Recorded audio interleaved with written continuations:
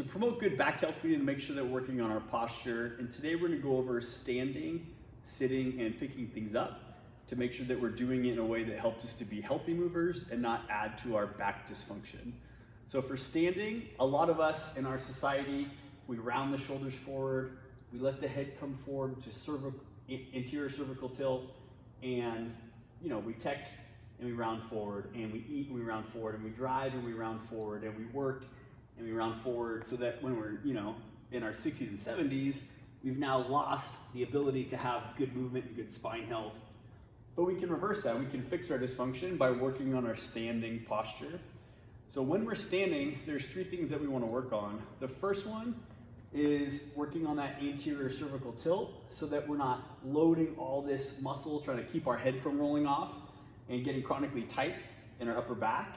So if you go thumb to sternum, pinky to chin, and then lift your head, this would be good head position, head posture, so that our head's not out in front of us and we're not don't have that anterior cervical tilt. So thumb to sternum, pinky to chin. The second thing is we want to lift our head up. So if you think about lifting your head up, standing tall, that would be the second thing you want to think about. And the third thing you want to think about is bringing the shoulders back and down so we don't have that forward rounded shoulder. A really easy trick to do that throughout the day is just to hold something, and every time you hold something, for me it's a coffee cup. So when I'm holding my coffee cup, it reminds me to have good posture.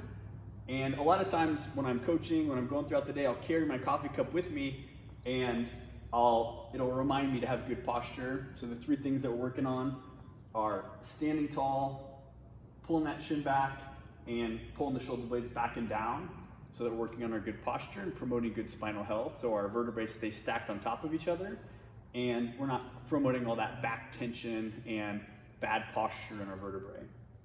So that's for standing. For sitting, most of us when we sit, we're gonna start by putting our hips on the front of the seat, and that could be your chair at work, your couch, anything that we're sitting on. So we put our butt down first, and then we press our back into the seat rest. So now we're rounding our pelvis into flexion, our vertebrae are going into flexion. We're spending hours and hours and hours in this position that's not ideal, and we want to fix that to stack our vertebrae and keep our pelvis upright. The way that we do that is first lifting our pelvis off the seat rest and sitting our butt all the way back to the seat rest. Then when we lower our hips and sit back, now we keep that natural curve in the lower back, and there's 2 points of contact. Our hips, our shoulders, and our head are all being supported by the seat rest. Our pelvis is neutral or upright, so our vertebrae can all be stacked upright, and this is going to promote much better health when we're sitting, especially for long periods of time.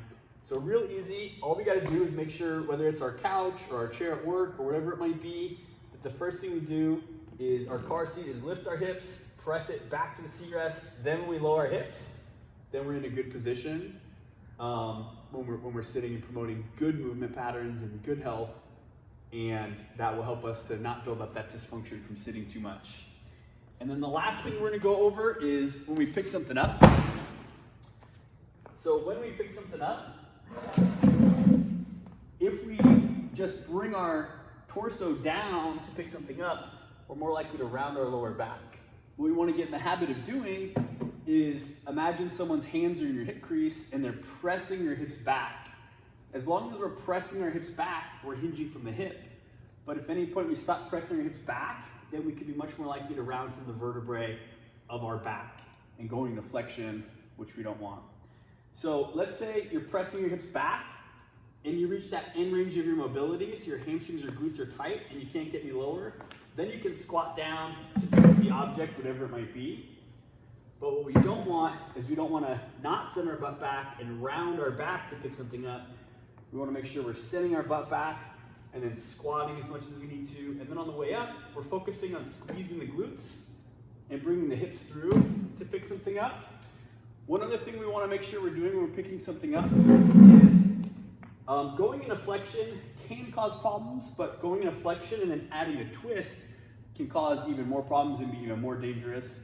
So let's say, you're folding laundry, you got the laundry basket here. It could be pretty easy, like, oh, it's a 10-pound laundry basket. So I'm going to twist, and then I'm going to go into flexion to pick that up. And that's not what we want to do to promote good movement patterns and good back health. So I want to square up my hips to the object I'm picking up, press my hips back so that I'm hinging from the hips and not from the vertebrae of my spine, and then bend the knees until I get low enough to pick it up, and then squeeze my glutes to stand it up.